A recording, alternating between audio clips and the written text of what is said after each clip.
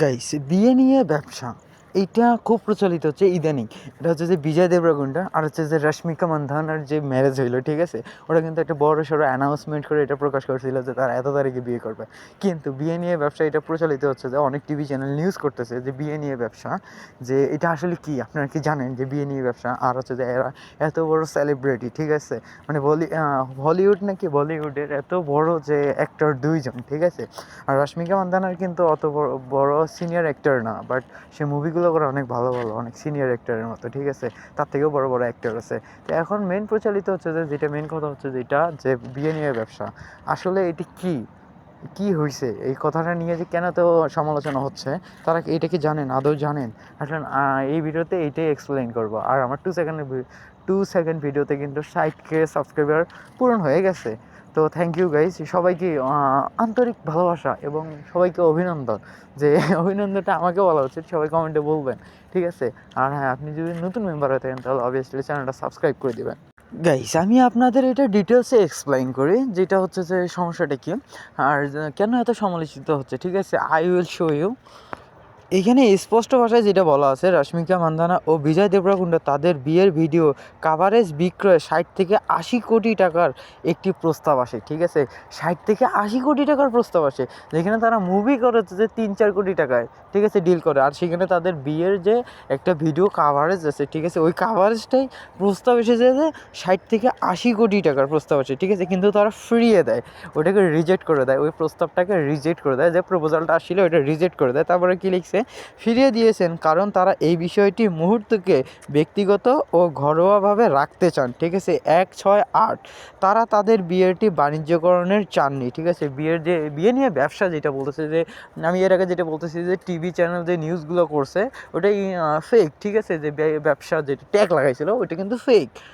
এখন যেটা লেখা আছে যে ওটা ঘরোয়াভাবেই রাখতে চায়, এটা নিয়ে কোনো বাণিজ্যিক ভিডিও করবে না বা বাণিজ্যিকভাবে এটা সম্প্রচার করবে না। তাদের বিয়েটা হাইডলিই থেকে যাবে, ঠিক আছে। আর এরকম করে কিন্তু তারা ওই যে আদার্স যে পপুলারিটি যে পার্সনগুলো আছে যেভাবে করছে, ঠিক আছে, আদার্স ধরেন যে অ্যাজ এ মুকেশ আম্বানির যে ছেলে আছে একবারে 3 খানকে নাসায় যেভাবে বিয়ে দিছে, মার্ক জুকারবার্গ, ইলন মাস্ক সবাইকেই ইনভাইট করছে, এইরকমটা না। সে কিন্তু চাইলে ইনভাইট করতে পারতো, বাট করে নাই। হ্যাঁ, তাতে কিন্তু স্পেশাল পার্সন একজন ছিল, নরেন্দ্র মোদী কিন্তু তাদের বিয়েতে উপস্থিত ছিল, আপনারা দেখতে পারবেন, আমার এই ভিডিওটাই দেখতে পারবেন, সমস্যা নেই।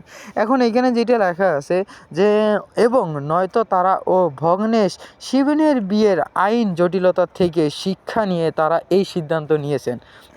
এখন আমাদের যে সাংবাদিকগুলো আছে তাহলে ওদেরকে কি বলবেন?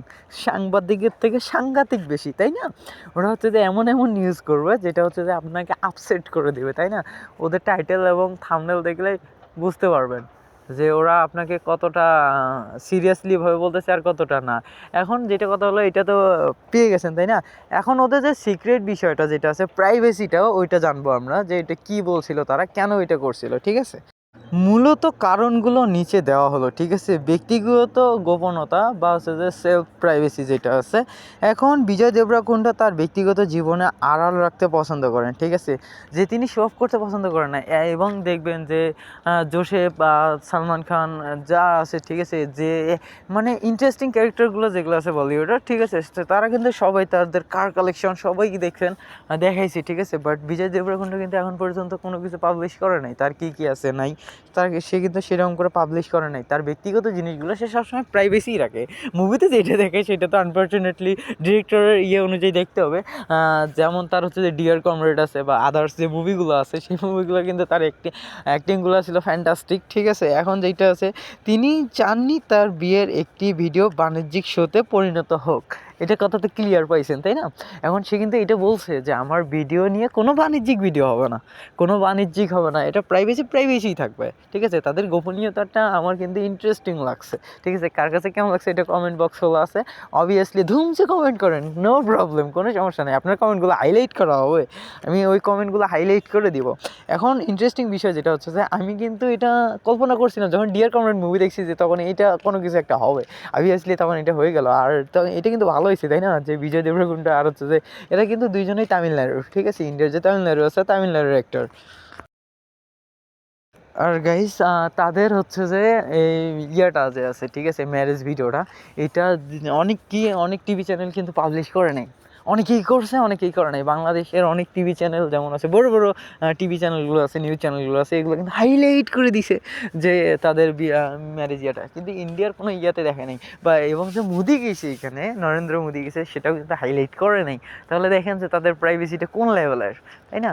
আর এখন যেটা আছে বিজয় দেবরার ক্যারেক্টার কিন্তু অনেক ভালো, যেটা হচ্ছে আদার্স ইয়াগুলো থেকে ওর রেপুটেশন অনেক ভালো আছে। আদার্স ক্যারেক্টারগুলো যেগুলো আছে, আদার যে বলিউডের অ্যাক্টরগুলো আছে, ওদের থেকে এর ইয়া যেটা আছে, প্রাইভেসি যেটা আছে অনেক ভালো। আর তার অ্যাক্টিংও ভালো, তার হচ্ছে ক্যারেক্টারও ভালো, ক্যারেক্টারের উপর কোনো অ্যালিগেশন নাই বা খুনের কোনো ইয়া নাই, যেমন হচ্ছে যে আতঙ্ক তাকে মারার জন্য। বাট আদার্স যে অ্যাক্টরগুলো আছে, সালমান খান বলেন, আমিন খান বলেন, যারা আছে তাদের উপর কিন্তু হতাহতের ঘটনা আছে। বাট বিজয় দেবরকোন্ডার তেমন কোনো নাই, সে তেমন কোনো শোতেও অ্যাক্টিভ থাকে না। হ্যাঁ, এখন যেটা হলো যে যেটা আমি এই মূল ভিডিওটা যেটা হচ্ছে যে ফুল ফোকাস যেটা আছে বা হচ্ছে যে ইন্টারেকশন যেটা, যে বিয়ে নিয়ে বাণিজ্যিক ভিডিও, তারা কিন্তু বাণিজ্যিক ভিডিও করে নাই এটা। সো এমনি যে যেটা পাইছে সে সেইটা লিখছে, ঠিক আছে? এখন আর যেটা আমার মূল আমার ভিতর থেকে যেটা আসতেছে, তাদের ভিডিও, তাদের ম্যারেজ যে লাইফটা আছে, ঠিক আছে, বা ম্যারেজ ইয়াটা আছে, এটা কিন্তু অনেক ভালো লাগছে। কী জন্যে? ওর হচ্ছে যে দুইজনে কিন্তু অনেক ভালো মানায়। হ্যাঁ, আর হচ্ছে যে সবাই কিন্তু কংগ্রাচুলেশন বলবেন, ঠিক আছে, কংগ্রাচুলেট করবেন তাদেরকে, যেন তারা সুখী থাকে। আর একটা হ্যাঁ, বলিউডের কিন্তু যারা আছে যে ফিমেল অ্যাক্টরগুলো আছে, ঠিক আছে, তাদের কিন্তু 3-4টে করে হাজব্যান্ড থাকে। এটা কি যেন বলেছি, আপনারা দেখবেন যে যে আদার্স অ্যাক্টরগুলো আছে তাদের 2-3টে করে বিয়ে হয়ে গেছে অলরেডি। আর এখন দেখা যাক যে তাদের কি হয় বা কি হয় না হয়, এটা দেখা যাবে পরে। এখন মেইন কথা হলো যেটা, যে গাইজ আমার চ্যানেলে কিন্তু 60K সাবস্ক্রাইবার পূরণ হয়ে গেছে। এটার জন্য হচ্ছে যে আপনাদেরকে অনেক অনেক অনেক অনেক ভালোবাসা। হ্যাঁ, আর আমাকেও ভালোবাসা দিবেন এরকম করে। আর আপনি যদি নতুন হয়ে থাকেন তাহলে অবভিয়াসলি চ্যানেলটা সাবস্ক্রাইব করে দেবেন। আর হ্যাঁ, এটা বলবো যে ভিডিওটা কেমন হয়েছে। আর একটা ভিডিওর মূল ইয়াটা হলো যে এই ভিডিওটা আমি করতে চাই না, যেহেতু আমার ডকুমেন্টারি ভিডিও, তো ওই ডকুমেন্টারি ভিডিওর কারণে এই ভিডিওটা করতে চাইছি। এটাও ডকুমেন্টারি হয়ে যাবে আজ থেকে 2 বছর আগে, 2 বছর পরে, সরি আগে না, এখন প্রেজেন্ট চলতেছে না, পাস্টে হয়ে যাবে এটা। তো এখন যেটা হচ্ছে যে ফিউচারে যে দেখা যাবে কি হয় না হয়।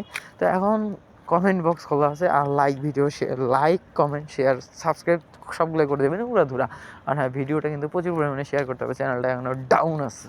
আর বাংলাদেশি চ্যানেল হিসেবে এটা হচ্ছে যে ডাউন থাকারই কথা, কারণ বাংলাদেশে আমরা কেউ কাউকে সাপোর্ট করি না, ঠিক আছে? নতুন হিসেবে কেউ কাউকে সাপোর্ট করে না, পরে যখন ইয়া হয়ে যায় তখন ওইটা নিয়ে সবাই লাফালাফি করে।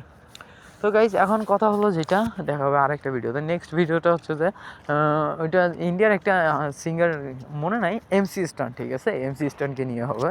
তার একটা উল্টাপাল্টা ভিডিও আছে, ওই ভিডিওটা নিয়ে ডকুমেন্টারি একটা ভিডিও হবে। তো থ্যাংক ইউ গাইজ, দেখা হবে ওই নেক্সট ভিডিওতে। Thank you for watching.